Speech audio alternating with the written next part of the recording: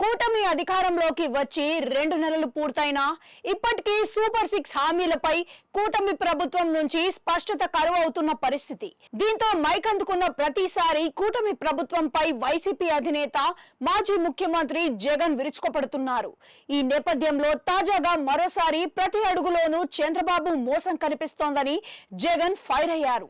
అవును, మాడుగుల నియోజకవర్గ ఎంపీటీసీలు జెడ్పీటీసీలతో తాడేపల్లిలోని తన క్యాంపు కార్యాలయంలో వైసీపీ అధినేత జగన్ సమావేశమయ్యారు.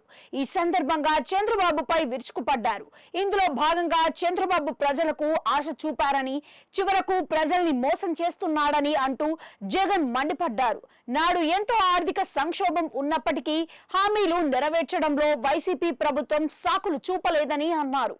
ఈ సందర్భంగా వైసీపీ ప్రభుత్వం మేనిఫెస్టోని భగవద్గీత, బైబిల్, ఖురాన్ల భావించిందని, ఎన్నికల్లో ఇచ్చిన ప్రతి మాటకు కట్టుబడి పనిచేసిందని, ప్రతి ఇంటికి మంచి చేసిందని చెప్పిన జగన్ ఆ మంచి ఎక్కడికి పోదని, వచ్చే ఎన్నికలు వచ్చేసరికే ఆ మంచి వైసీపీకి శ్రీరామ రక్ష అని పేర్కొన్నారు. చంద్రబాబు చేస్తున్న మోసాలు ప్రజల ఆగ్రహానికి దారి తీస్తాయని నొక్కి చెప్పారు. జగనే ఉంటే రైతు భరోసా అందేదని, స్కూళ్లకు వెళ్తున్న ప్రతి పిల్లడి తల్లులకు అమ్మఒడి అందేదని, 0 వడ్డీ కూడా వచ్చి ఉండేదని, విద్యా దీవెన కింద ఫీజు రియంబర్స్మెంట్, వసతి దీవెన వచ్చేదని జగన్ తెలిపారు. ఇక మత్స్యకార భరోసా, వాహన మిత్ర, చేనేతలకు నేతన్న నేస్తం ఈసారికే పడి ఉండేవని జగన్ తెలిపారు. ఆగస్టు నెలాఖరి లోపల ప్రతి ఏటా ఇవి వైసీపీ ప్రభుత్వం ఇచ్చేదని గుర్తు చేశారు.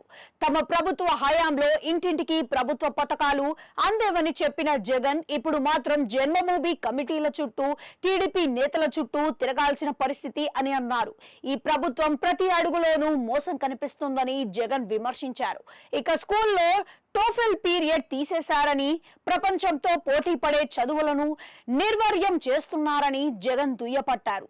ఇదే క్రమంలో విద్యా కానుక పంపిణీ, మధ్యాహ్న భోజనంతో ప్రతి రోజు ఉండే మెను కూడా అస్తవ్యస్తం అయిందని, ఇంగ్లీష్ మీడియం చదువులు అటకెక్కే పరిస్థితి వచ్చిందని, ఇదే క్రమంలో ఆరోగ్యశ్రీ కింద ఒక్క పైసా ఇవ్వడం లేదని, కేవలం రెడ్ బుక్ పాలన మాత్రమే ఇప్పుడు ఏపీలో నడుస్తోందని, కక్షలు తీర్చుకునే వారిని ప్రోత్సహించేలా బాబు తీరు ఉందని జగన్ ఫైర్ అయ్యారు. ఈ మోసాలను ప్రజలు గమనిస్తున్నారని తెలిపారు.